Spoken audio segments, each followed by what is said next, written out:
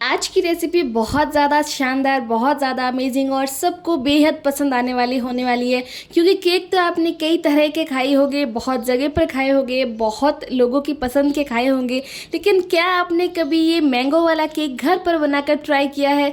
अगर आपने नहीं किया ना तो ट्रस्ट में एक बार कीजिए, आप ऑब्सेस्ड होने वाले हैं। इसको बनाना बहुत आसान है। तो सबसे पहले जो मैंगो के छोटे छोटे पीसेस हैं वो मिक्सी के जार में डालने हैं। डालने के बाद एकदम फाइन साइज़ का पेस्ट बना लेना है, कुछ इस तरह का, जैसा आपको मैं अभी बता रही हूँ। उसके बाद वो जितना भी पेस्ट आपने बनाया है, सारे के सारे पेस्ट को एक बाउल में आपको ट्रांसफ़र कर देना है। ट्रस्ट में घर के बच्चे से लेकर बड़े तक हर इंसान को ये केक बेहद पसंद आने वाला है। आप बस एक बार बनाकर उनको खिलाइए तो सही, सब लोग आपसे रेसिपी पूछेंगे। तो उसके बाद डालना है आपको यहाँ पे 1 कप के करीब सूजी।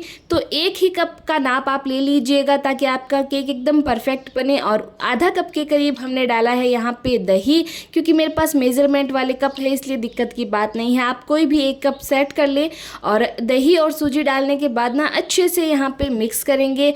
जब भी आप कोई बैटर बनाए तो उसे इतना अच्छे से मिक्स करें कि जितने भी उसमें इंग्रेडिएंट डले हों वो आपस में एकदम अच्छे से रच बस जाएं, एकदम अच्छे से मिक्स हो, एक दूसरे के अंदर उनका टेस्ट बैठ जाए, ताकि हमारी जो रेसिपी है वो बेहद स्वादिष्ट बने। इसलिए मैंने यहाँ पे बहुत अच्छे से इन तीनों इंग्रेडिएंट को मिक्स किया है और इसका कलर भी बहुत प्यारा आया है। आप देख सकते हैं येलो कलर का हमारा बैटर हो गया है। तो अब ना हमें इसे 15 मिनट ढक्कन देकर रेस्ट करने के लिए छोड़ देना है ताकि हमारी सूजी फूल जाए। तो 15 मिनट हमारा बैटर रेस्ट कर रहा है, तब तक हमने यहाँ पे केक टिन लिया है, उसमें हम यहाँ पे ऑयल लगा लेंगे। इसको तैयार कर लेते हैं ताकि जब हम केक का बैटर पूरा बना ले तो हमें ये वाला प्रोसेस ना करना पड़े। इसलिए आप ये वाले जो छोटे छोटे प्रोसेस है वो पहले ही करके रख लें।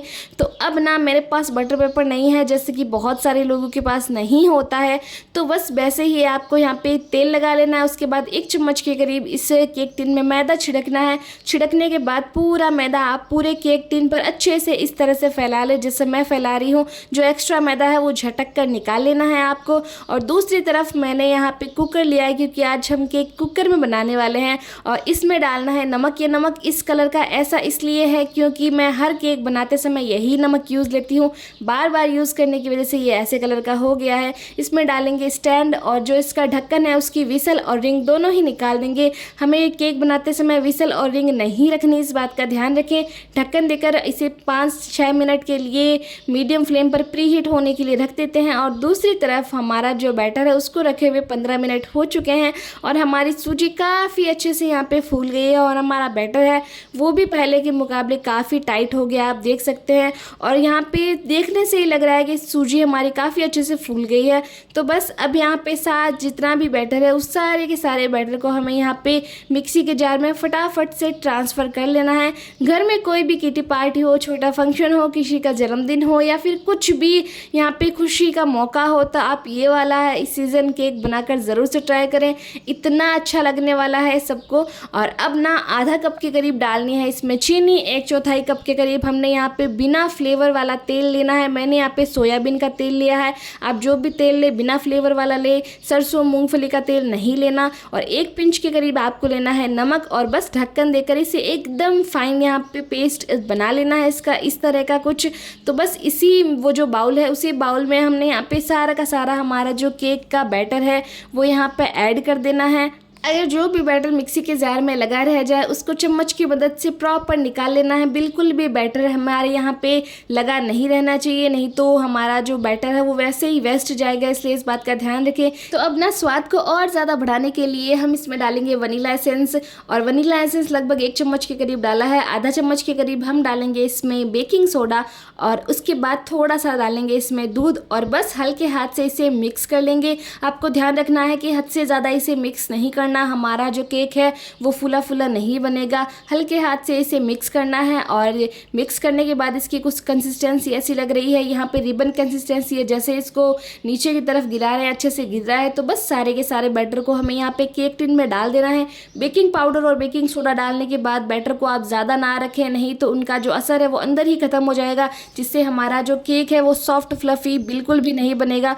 तो बस सारे के सारे जो बैटर है उसको केक टिन पर हम यहाँ पे डाल देते हैं और डालने के बाद ना केक टिन को 2 से 3 बार हल्के हाथ से इस तरह से ऊपर नीचे पटक ले, ताकि जितने भी बबल्स हो वो सारे के सारे निकल जाएं और हमारे केक बबल फ्री अच्छे से बने। और उसके बाद आप अपनी पसंद की कुछ भी इसके ऊपर डेकोरेशन कर सकते हैं, जैसे टूटी फ्रूटी की कर सकते हैं। मैं यहाँ पे आज ड्राई फ्रूट की डेकोरेशन कर रही हूँ, तो मैंने बादाम को छोटे छोटे टुकड़ों में कट कर लिया, उसके बाद मैंने पिस्ता को भी छोटे छोटे टुकड़ों में कट कर लिया था।